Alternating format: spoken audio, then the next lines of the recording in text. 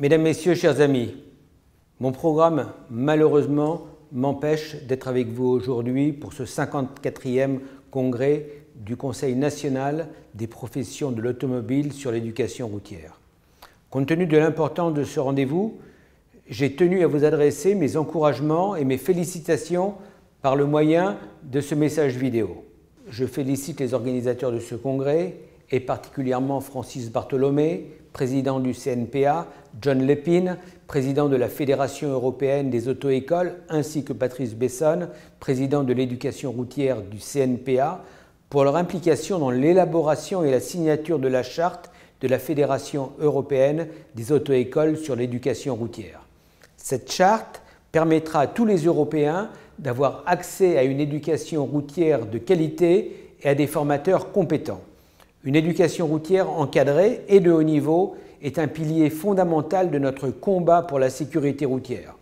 La baisse du nombre de tués sur les routes françaises liée à l'introduction de mesures relatives au permis de conduire au cours de ces 40 dernières années nous le démontre sans aucun doute. Dans de nombreux pays, il a été possible de réduire considérablement les risques d'accidents au cours des 30 dernières années. En France, par exemple, le nombre de tués sur les routes a été divisé par 5 en 30 ans, tandis que dans le même temps, le parc automobile et le nombre de kilomètres parcourus ont été multipliés par 3. Ce n'est malheureusement pas le cas dans d'autres régions du monde. Permettez-moi de partager avec vous quelques faits et chiffres qui démontrent l'ampleur de notre problématique au niveau mondial. Comme vous le savez certainement, il est estimé que 1 250 000 personnes meurent chaque année sur la route et des millions d'autres subissent des blessures graves.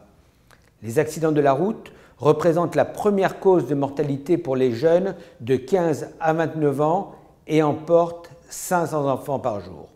Par ailleurs, au-delà des souffrances humaines que cette tragédie provoque, il ne faut pas oublier l'impact économique qui peut représenter jusqu'à 5% du PIB national.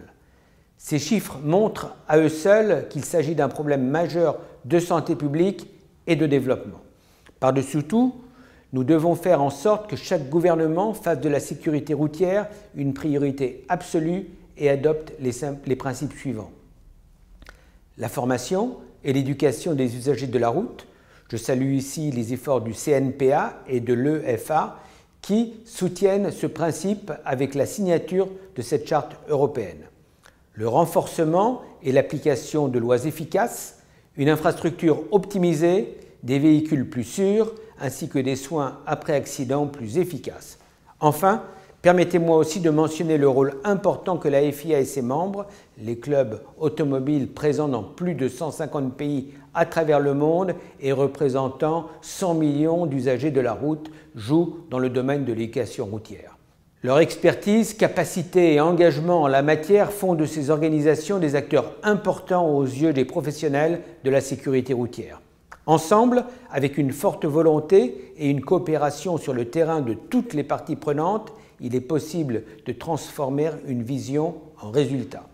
Je vous souhaite à toutes et à tous un très bon congrès et je suis heureux que nous partagions la même mission et la même passion qui sont de sauver des vies humaines sur les routes.